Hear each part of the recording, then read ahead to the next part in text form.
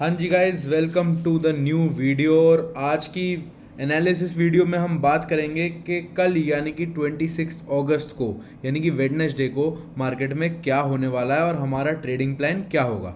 चलो शुरू करते हैं। तो भाई शुरू करते हैं निफ्टी से।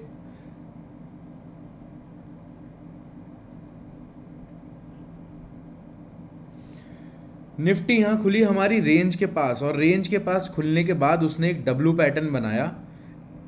इस डब्लू पैटर्न बनाने के बाद उसने जब डब्लू पैटर्न को ब्रेक करा पूरी वॉल्यूम के साथ, तो बढ़िया ऊपर का मूव दिखाया। ठीक है, हम दूर रहे इससे। क्यों? क्योंकि सिंपली भाई इस एरिया में हम ट्रेड नहीं करने वाले थे। कोई एक्सपीरियंस ट्रेडर होगा तो उसने इस मूव को ज़रूर पकड़ा होगा, क्योंकि इस रेंज के अंदर भी हम लोग ट्रेड प्लान कर रहे थे। ठीक है, चलो अब कल का क्या प्लान है। कल यानी 26 का क्या प्लान है भाई? सिंपली देखो, अब ये जो रेंज थी, ये वाली जो हमारी एक रेंज थी, अब निफ्टी इसको ब्रेक कर रही है, और इसको ब्रेक कर रही है। इसका मतलब अगला टारगेट हमको देखने को मिल सकता है 24,600। ठीक है, ये 24,600, उसके अगला टारगेट 24,700 या 800 तक। इस एरिया तक हमको निफ्टी जाती हुई दिख सकती है, अगर जिस जिस पावर से और जिस वॉल्यूम के साथ इसने ब्रेक करा है। तो अब स्ट्रक्चर की बात अगर मैं करूं, तो नीचे से निफ्टी आई, वापस एक रिजेक्शन लिया, यहाँ पे फंसी। ठीक है, नीचे आई, वापस ऊपर गई, चौपी हो गई। अब निफ्टी ने एक फॉल दिया, और फॉल देने के बाद इस एरिया से सपोर्ट लिया। सपोर्ट लेने के बाद वापस गई, पुल बैक लिया, और अब पुल बैक लेने के बाद वापस स्टार्ट कर रही है। तो पुल बैक लेने के बाद क्या होता है? पुल बैक लेने के बाद निफ्टी अच्छा मूव ऊपर दे सकती है। तो निफ्टी में हमारा ट्रेडिंग प्लान यही रहेगा कि अगर हमें ऊपर का सेटअप मिलता है, यानी कि लॉन्ग का सेटअप मिलता है, तो उसको हम प्लान करेंगे। और लॉन्ग का सेटअप तब तक वैलिड है जब तक 24,300 के ऊपर है। इसके ऊपर हमें जहां भी लॉन्ग का सेटअप मिलेगा, हम लॉन्ग के ट्रेड्स प्लान करेंगे।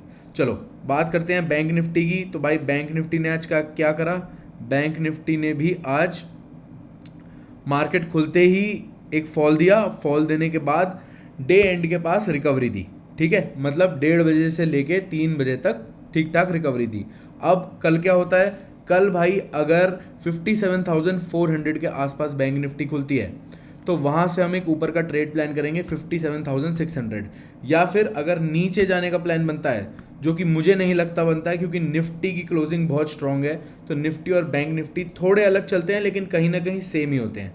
तो अगर हमको गैप अप मिलता है 57,650 के आसपास, तो हम वहाँ से एक रिजेक्शन का यानी शॉर्ट का ट्रेड प्लान करेंगे नीचे 300-400 पॉइंट 57,400 तक।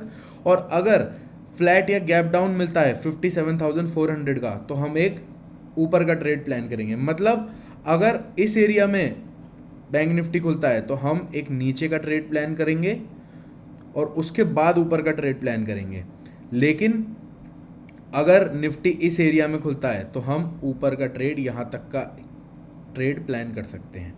ठीक है, चलो सेंसेक्स। भाई सेंसेक्स ने क्या मूव दिया है, क्या मूव दिया है। और सेंसेक्स कल के डे हाई तक आ गया था, इसे ब्रेक नहीं कर पाया मेरे हिसाब से। अभी सेंसेक्स को रहने देंगे हम। सेंसेक्स भी सेम निफ्टी वाली रेंज में था, इसको ब्रेक करेगा तो ऊपर जाएगा। देखो सेंसेक्स ने भी वही करा। सेंसेक्स इस ट्रेंड लाइन के नीचे था, नीचे जाके इसने यहाँ से सपोर्ट लिया, इस एरिया से सेंसेक्स ने सपोर्ट लिया, वापस आया, अब पुल बैक लिया। पुल बैक लेने के बाद स्टार्ट हो रहा है। तो हो सकता है सेंसेक्स हमें कल 78,050 को तोड़ता हुआ मिले, और उसके बाद 78,500 को तोड़ता हुआ मिले।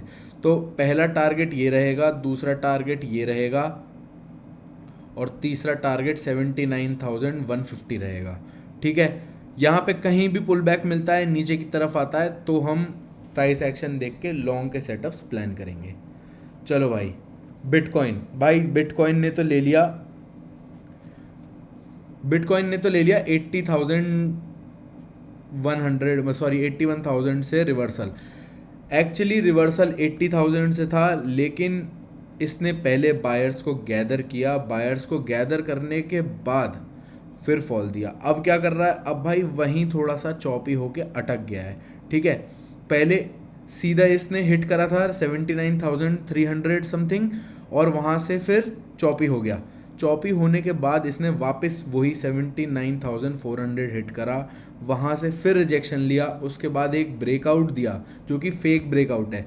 ठीक है, उसके बाद ये इसने 1 और 2 डबल टॉप बना के एक फॉल दिया। अब इसने पुल बैक लिया है, और पुल बैक लेने के बाद ये एक अच्छा नीचे का हमें ट्रेड दे सकता है, जो कि पहला टारगेट हो सकता है 77,000 ये, और दूसरा टारगेट हो सकता है 74,000, और इसके बाद अगर ये कंटिन्यू करता है तो तीसरा टारगेट हो सकता है हमारा 72,000। ठीक है, तो ये तीनों है हमारे बिटकॉइन के टारगेट्स।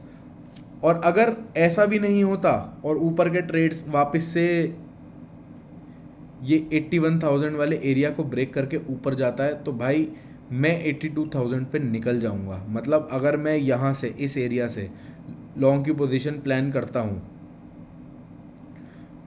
यहाँ से अगर मैं लॉन्ग की पोजीशन प्लान करता हूँ तो वो मेरी पोजीशन सिर्फ 82,000 तक ही रहेगी, उसके आगे मैं प्लान नहीं करूँगा। ठीक है, उसके आगे क्योंकि फिर से हमें एक रिवर्सल देखने को मिल सकता है, क्योंकि 82,000 एक बहुत इम्पॉर्टेंट पॉइंट है बिटकॉइन के लिए। चलो बात करते हैं भाई गोल्ड की। तो भाई गोल्ड ने क्या करा, गोल्ड इस ट्रेंड लाइन को फॉलो कर रहा था, बहुत बढ़िया गोल्ड ने हमको मूव दिया है। 4,050 से लेके 4,700 टच करा, 4,700 टच करने के बाद टैप करने के बाद वापस वहाँ से गिरा, उसके बाद चॉपी हो गया, फिर गोल्ड ने एक नीचे की एंट्री दी। मतलब यहाँ से गिरने के बाद वापस इसको ब्रेक करा, यहाँ सेलर्स यहाँ बायर्स बुलाए, यहाँ बायर्स बुलाए, यहाँ बायर्स बुलाए, यहाँ बायर्स बुलाए। बायर्स बुलाने के बाद सारे बायर्स को ट्रैप करके नीचे गिर गया, सबके स्टॉप लॉस हंट कर दिए, सबके अकाउंट्स ब्लो कर दिए, जो लोग ज़्यादा जिगरे वाले हैं स्टॉप लॉस नहीं लगाते। उसके बाद इस पूरे एरिया में चॉपी हो गया। चॉपी होने के बाद इसने वापस एक ये येलो कैंडल बनाई नीचे गिरती हुई। इसमें क्या करा, इसने वापस सेलर्स को इनवाइट करा कि भाई नीचे जा रहा हूँ, नीचे जा रहा हूँ, नीचे जा रहा हूँ, नीचे जा रहा हूँ, और 4,605 तक या उसके थोड़ा सा पहले तक इसने सेलर्स को इनवाइट करा कि भाई 4,600 तो टूटते ही तो हमको 45-50 तक का इजी टारगेट मिल जाएगा। लेकिन उसके बाद क्या करा भाई, इसने यहीं से रिवर्सल ले लिया और वापस आ गया 4650 तक।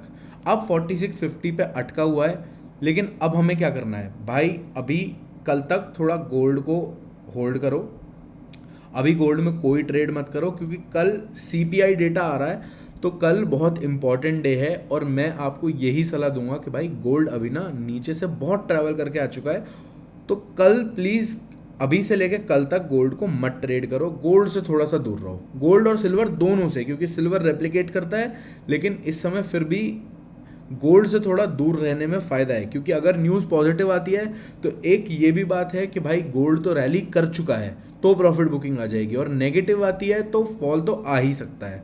इसीलिए इस समय गोल्ड बहुत इनडिसाइसिव है, क्योंकि एक बहुत बड़ा मूव आ चुका है, और बहुत बड़े मूव के बाद एक पुल बैक लेने के लिए गोल्ड नीचे आ सकता है, भले ही न्यूज़ पॉजिटिव हो या नेगेटिव। इसीलिए गोल्ड से थोड़ा दूर रहने में इस समय फ़ायदा है।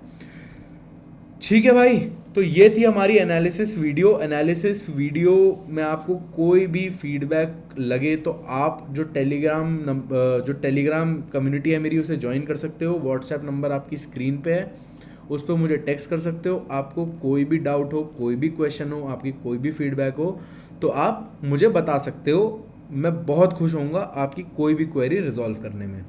तब तक के लिए भाई happy trading and see you tomorrow. Bye bye.